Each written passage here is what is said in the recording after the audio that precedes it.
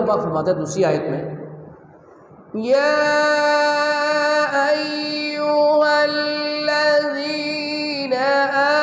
آمنوا لا ترفعوا اصواتکم فوق صوت النبی، اے ایمان والو نبی کی آواز سے اپنی آواز کو اونچا نہ کرو، وَلَا تَجْهَرُوا لَهُ بِالْقَوْلِ كَجَهْرِ بَعْضِكُمْ لِبَعْضٍ، اور ان سے گفتگو کرتے ہوئے جیسے آپس میں ایک دوسرے سے اونچی آواز میں بات کرتے ہو ایسے ان سے بات نہیں کرنی، اگر کرنی تو کیا ہوگا؟ آگے فرمایا أَن تَحْبَطَ أَعْمَالُكُمْ، تمہارے اعمال برباد ہو جائیں گے،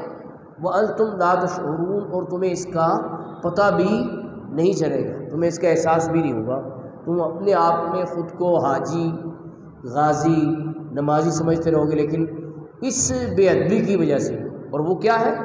رسول کریم صلی اللہ علیہ وسلم کے حضور آواز کو بلند کرنا، اس وجہ سے اعمال کے دفتر پر پانی پھر چکا ہوگا، تو اس لیے چاہیے کہ رسول کریم صلی اللہ علیہ وسلم کے حضور آواز کو بلند نہ کی جائے۔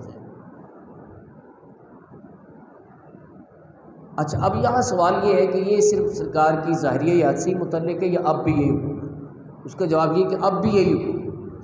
اب بھی جو ظاہر جائے، اگرچہ سرکار دوارا صلی اللہ علیہ وسلم کو نہیں دیکھ رہا لیکن آپ تشریف فرما تو ہیں، تو لہٰذا وہاں پر اونچی آواز میں گفتگو کرنے سے اوائڈ کریں۔ اس لیے بزرگان دین فرماتے ہیں کہ مدینہ منورہ جانا، ان دنوں قافلے بن رہے ہیں، روانگی ہو رہی ہے، تو ان کے لیے بھی یہ ہیلپ فل ہوگا۔ اگر وہ نہیں آئے تو آپ ان کو یہ ریکارڈنگ بھیج سکتے ہیں، کیونکہ آداب بارگاہ نبوی کیا ہے، یہ سیکھ کے جاؤ، ایسا نہ ہو کہ بجائے کچھ پانے کے الٹا نقصان کر کے آ جائیں، کہ لوگوں کے موبائل کی گھنٹیاں تک بجتی ہوئی وہاں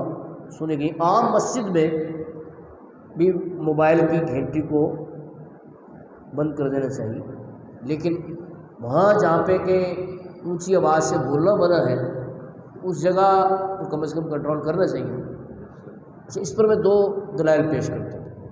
سرکار دو عالم صلی اللہ علیہ وسلم کے پردہ فرمانے کے بعد مسجد نبوی شریف میں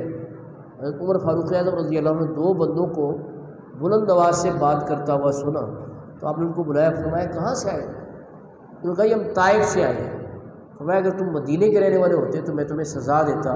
لیکن طائف سے آئے ہو یعنی کہ مطلب ہے کہ اجنبی ہو،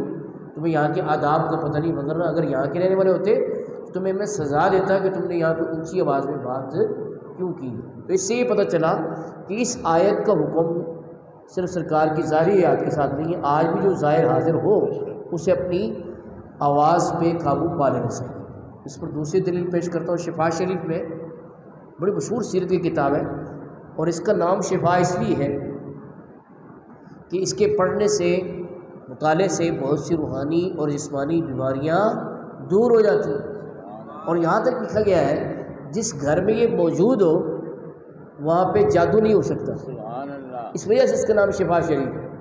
اور اللہ کے فضل و کرم سے میں جب حاضر ہوا مدینہ پاک میں تو میں نے وہاں سے یہ عربی میں کتاب خریدی، میرے پاس موجود، اردو ترجمہ بھی ملتا ہے دار دربار کے مکتبوں سے، لیکن عربک میں پڑھنا کچھ اور فضیلت رکھتا ہے، تو میں وہاں سے اس میں یہ لکھا ہے کہ عباسی خلیفہ ابو جعفر منصور آیا مدینہ پاک میں سلام پیش کیا، تو اس نے گفتگو کرتے، بادشاہ تھا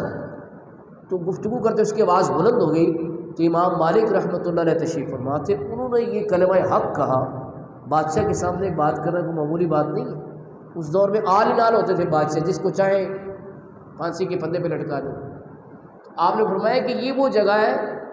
جس کے ادب کے بارے میں یہ آیت اتری ہے، یا ایھا الذین آمنوا لا ترفعوا اصواتکم فوق صوت النبی۔ تو وہ خلیفہ گھبرا گیا کہ مجھ سے تو غلطی ہو گئی، تو اس کو یاد دہانی ہو گئی۔ اب اس نے اگلا مسئلہ یہ پوچھا جس میں بہت سے مسائل کا حل ہے، وہ یہ اس نے کہا جی میں جب سرکار کو سلام پیش کروں اس کے بعد جب دعا کروں تو کیا میں رسول کریم صلی اللہ علیہ وسلم کے روضہ شریف کی طرف رخ کر کے دعا کروں یا قبلے کی طرف دعا کروں؟ یہ اس کا جواب آپ کو بہت کام آئے گا، کیونکہ ابھی بھی وہاں پہ لوگ کھڑے ہوتے کہتے قبلہ ادھر ہے، قبلہ ادھر ہے، ادھر دعا کریں۔ تو امام مالک رحمۃ اللہ علیہ جو کہ امام اہل مدینہ شمار ہوتے ہیں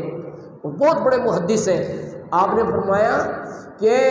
ابو جعفر منصور تو ان سے چہرہ کیسے پھیر سکتا ہے جو تیرا بھی قبلہ ہے اور تیرے باپ آدم علیہ السلام کا بھی قبلہ ہے، سبحان اللہ، ان کے بھی شفیع ہیں، تو لہٰذا انہی کی طرف رخ کر کے تو دعا کر اور ان کا وسیلہ اللہ کی بارگاہ میں پیش کر، ان کی شفاعت کی بھیک مانگ، تو ان کی شفاعت اللہ کی بارگاہ میں تیری طرف سے قبول کی جائے گی، تیری شفاعت ہو جائے گی۔ تو اس میں یہ ادب بتایا کہ جب وہاں کوئی جائے تو شفاعت کی بھیک مانگنی چاہیے، اسألک الشفاعت یا رسول اللہ، یا رسول اللہ میری شفاعت فرمائے۔ تو اس سے یہ پتہ چلا ان دو واقعات سے کہ آج بھی جو ظاہر جائے اسے اپنی آواز پہ اور موبائل کی گھنٹیوں پہ قابو پا لینا چاہیے۔ کہنے والا کہتا ہے ادب گاہی زیر آسماں از عرش نازک تر، نفس گم کردمی آیت جنید و بایزید ایجا، کہ وہ جگہ ہے جہاں حضرت جنید اور حضرت بایزید جیسے اکابر اولیاء کرام جب حاضر ہوتے ہیں تو آواز تو دور کی بات ہے، اپنی سانسوں پہ بھی قابو پا لیتے ہیں کہ لے سانس بھی آہستہ کہ دربار نبی ہے، خطرہ ہے بہت سخت یہاں بے ادبی کا۔ اور ایک اور شاعر ہے غلام فخر الدین سیالوی، وہ بڑی خوبصورت بات کرتے ہیں، کہتے ہیں باب جبریل کے پہلو میں ذرا دھیرے سے فخر جبریل یہ کہتے ہوئے پایا گیا، اپنی پلکوں سے در سرکار پہ دستک دینا، اونچی آواز ہوئی عمر کا سرمایہ گیا، اونچی آواز ہوئی عمر کا سرمایہ گیا۔ تو یہ بات جو ہے آج جو عازمین حج جا رہے ہیں، مدینہ منورہ حاضری کے لیے جا رہے ہیں، ان کو خاص طور پر ذہن نشین کرائیں کہ بھئی ایسا نہ ہو کہ بجائے کچھ حاصل کرنے کے لیے پہلے والا بھی اب کھو کے آ جائیں۔ وہاں پہ آپ کو سب سے بڑی چیز جو ملحوظ نظر رکھنی ہوگی وہ آداب بارگاہ نبوی صلی اللہ علیہ وسلم ہے۔